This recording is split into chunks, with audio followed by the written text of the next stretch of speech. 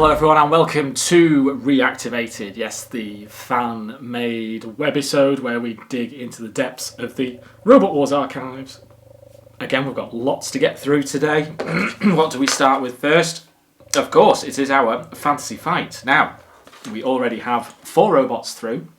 We have Nuts, Anarchy, M2 and Lamsey. Of course, all gearing up for the big Annihilator at the end of the fighting series. This is, yes, and our next head-to-head battle in the pencil case, as you can see, totally at random. I'm not looking at all. Who do we have? Oh, well, actually, that's quite a good one. We've got Thor from Series 10. So it's the Series 10 version of Thor. Very experienced Roboteer, of course, fighting in Extreme 2, 7, 8, 9 and 10. Versus, let's have a look. Who have we got? Oh, right then. Okay. The Creature from Series 4, who was flipped out of the arena by Gemini, of course. How they survived that first round melee, I have no idea, but it looked good, didn't it? Very good. Thor then against the Creature. Well, sadly, this fantasy fight is a bit underwhelming because, unless, Thor breaks down and the Creature manages to slowly move across the arena, it wouldn't happen though, would it? Thor, all the experience and the power with the axe. It would be great though to see that axe destroy that wonderful artwork that the Creature was made of. Remember, Shunt had a go with their Turn in Series 3, didn't it? The same team who did the Creature with the axe, and it all went all over the place, didn't it? Yes, so there we go. Thor getting the axe in. It would get the axe stuck right in, and then feeding it to the house robots, and that is Thor through to the Annihilator. Ooh, that's shaping up to be quite an interesting one. Okay, next we go over to sound bots. You are about to hear a bit of a sound bot that was featured in the series between Series 1 and 10. Here is your sound bot. And now the cricket fans trying to bowl a maiden over. Look! They've ripped the shell off Matilda! They body-bot Matilda, she's nude! Okay, have a quick think about what potentially that could be as we head to our robot rewind. For me, this robot, I probably had the most up and down performance. It is Thermidor. So looking at both Thermador and Thermidor 2. That's an interesting one. Why was it ever called Thermador? I'm pretty sure it is Lobster Thermidor, not Thermador. Yeah, so they changed it from an A to an I between Series 3 and 4. I'm not quite sure why. Now, the team, of course, was the main team with David Harding and Eli Kirkpatrick. It did, in Series 3, look like an actual lobster. It had the claws, the working claws, and the rear saw at the back. It was in a very difficult heat. Okay, Plunderstorm was beaten, no problem at all. It was quite an easy win. And then, of course, lost to Spawn of Scudder. The power of Scudder's Revenge just wasn't enough for Thermidor. Thermidor, okay, was invertible and had the claws, but not quite the power or the weaponry, really. And it was a very brief appearance, I suppose. If you think about it, in Series 3, it wasn't really even introduced by Philippa, when she used to do the roving reporting before the fight, introducing all the robots. And it came back in Series 4. It was unseeded. I know it was in the Dreadnought and Gravedigger heat. Made light work of Gravedigger, and then went on to destroy Dreadnought. So it actually removed both the seeded machines in Series 4. It had the flipper, of course, and the claws. Yes, they did kind of work. No real weaponry on the back, though, for Series 4. It was mainly the focus on the flipper, and did it flip? It was fantastic. Dreadnought just flipped like a toy, didn't it? There was against Chronic, a little bit underwhelming heat final, really. I don't think if Chronic had broken down, I think it might have gone to a judge's decision, but Thermidor got through to the semi-finals and lost to Pussycat. Pussycat in Series 4 was phenomenal, and Thermidor didn't really have a chance. It did start off well, though. I was actually rooting for Thermidor. Thermidor, let me just point out, is one of my favourite robots. This is where, for me, Thermidor peaked. The Extreme 1 series, the Thermidor along with Tornado, I think, were the two most improved robots. They won pretty much everything they were in. Thermidor had a cracking Extreme series. It was even part of one of the milestone fights where it destroyed both Behemoth and Stinger. And of course it won the Flipper Frenzy, unofficially. It was also in the tag team tournament, of course, reaching the second round with Cerberus.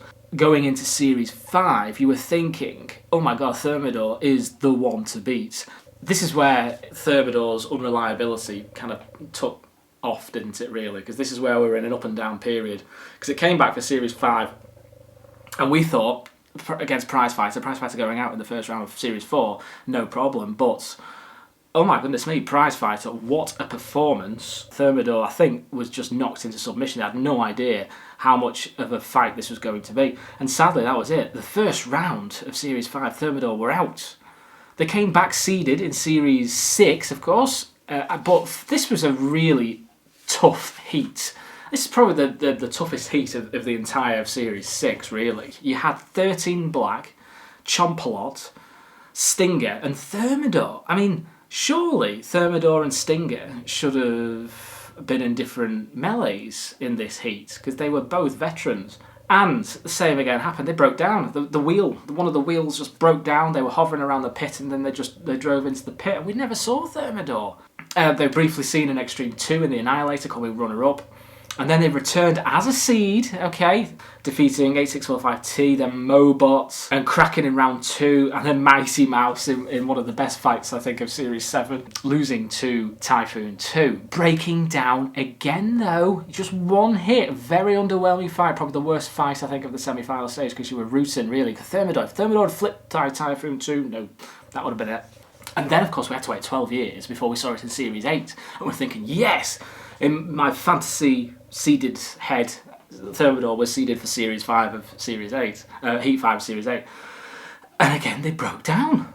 And this is the thing, you see, Thermidor, when it worked, it was a fantastic robot, but there, you just had so many reliability issues between Series 5 and 8. Work was in progress for Thermidor 3 for Series 10, they just didn't quite get there. So, how to sum up Thermidor 2? A lobster in distress, I think, for most parts, with a couple of spikes in Extreme 1 and Series 7 maybe, but there we go. What do you think? Thermidor, one of the all-time best robots, one of the unluckiest robots potentially. Let me know of your thoughts below, so move on to some fighting talk. I'm going to very briefly just touch on this because throughout Reactivated I've given my view on the fights that we never really got to see, you know, or robots that went out early or could have been against robots we wanted them against. So there we go. We're just going to briefly talk about a couple here. Now, this is not the fights we wish we saw. Okay, there is a difference here. These are the fights that we never got to see. So I'm not really saying what I was wishing for. We just never got to see these particular fights that could have potentially led to changes in series winners or whatever. So, should we go? That's just the elephant in the room, I think. Of course, were Hypnodisc against Razor, and it never quite happened. I think it would have been quite anticlimactic, to be honest. But they never did fight. It would have been Series 5, the grand final, wouldn't it? So there we go, Hypnodisc and Razor, another one. I think another fight that we wanted to see, the fans wanted to see, was a rematch of Hypnodisc versus Chaos 2 when Hypnodisc did have a self-righting mechanism. It would have been a lot fairer, I think. And of course, Hypnodisc's disc did increase in speed throughout as the series progressed. Chaos 2 and Cassius. Check out Reactivated number 36.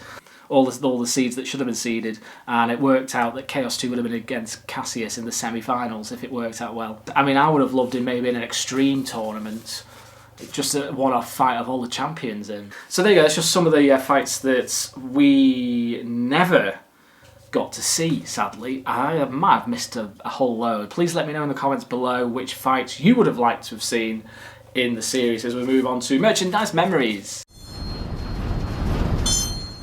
Okay, we have the Big Daddy, and the last of the House Robots reviews here is Mr. Psycho. This was a very different type of toy that you could, I say different, it was packaged differently. Because it was, Mr. Psycho was so big, they had to, really. Very few of these toys were sold. This was the rarest pullback toy in the end. Because it was so big and more expensive than the others, it came with the black bricks here. There was very few, it wasn't really much of an add-on really, because Mr. Psycho was here. It took up so much space, and also a couple of extra orange barrels. This was the best looking replica of a house robot. The hammer was very satisfying. The claw worked very well. It was made of thick plastic, because if you remember Kilolot's lance, when you were lancing robots, the plastic was so weak it bent, didn't it? Which means you couldn't really get hold of robots properly. But this was made of solid plastic, and you could grapple robots in the grip. There you go. Look, there is Firestorm. And it was brilliant. We had much fun with Mr. Psycho in the arena. And of course, why they didn't do this with Kilolot, I'll never know. Mr. Psycho pulled back. Okay, it was a track robot, so why they didn't do this with Kilolot, I don't know. But they finally rectified that problem with Mr. Psycho. And I think, dare I say it, Mr. Psycho is the best replicated house robot toy you could buy. And this, I think, is quite a very rare toy now. So there we go, Mr. Psycho. I give this a 10 out of 10. I can't really fault it. The design, the attention to detail, his face, the claw, the colour of him, everything worked. And he was brilliant, and he weighed a lot. He actually weighed quite a lot. So Mr. Psycho, a solid 10 out of 10. Well, before we do that, let's just quickly go back to Sound Bot. And now the cricket fans trying to bowl a maiden over. Look! They've ripped the shell off Matilda! They body bot Matilda, she's nude! Yes, there we see it was Agrabot versus Binky. Agrabot, fantastic, so the best series they had, didn't it? It was I think the first time we saw Matilda derobed, deshelled. She decided to take a kit off quite a lot, didn't she, throughout Series 3, but that was the very first time we saw it happen. So well done, Agrabot versus Binky in Series 3 of Round 1. Let's go over to some of your questions there. Let's go for Mason, F1D6B, thank you. Did you prefer the reboot or original Arena? I think visually, the remake was very good. I think the arena looked cleaner. It was smart. It was very well laid out. I think. I do think visually the reboot arena did look good. But because for me, growing up with Robot Wars, the original arenas for me will always have a soft spot for me. From the transition from the Series 3 and 4 arena, I remember being quite alarming. Look, they've changed everything.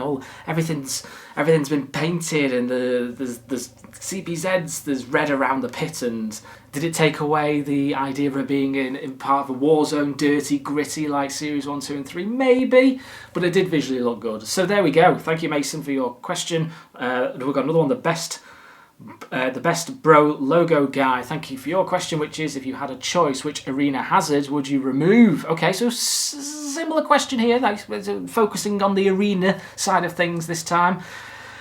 I think the least effective, I was going to say most annoying actually, the most annoying was the Fog of War in Series 10. I think the idea of it was good. But visually, you just couldn't see anything, could you? Okay, it only lasted for a few seconds, but it just got in the way. I think every time the Fog of War was on, I thought, oh God, not again. Yes, so I think I would choose the Fog of War. The original, I mean, yes, the spikes disappeared after Series 3. I've mentioned many times in Reactivated how much I hated the spikes in Series 3, so I'm glad they removed those. And we've just got time for box and pieces. No, we haven't, and that's a good question, so I'll keep that for the next edition of Reactivated. There we go. Well, thank you all again. We have rattled our way through that. I hope I've not missed anything there, but if I have, I will pick it up in the next edition. Until then, thank you very much for watching, and goodbye.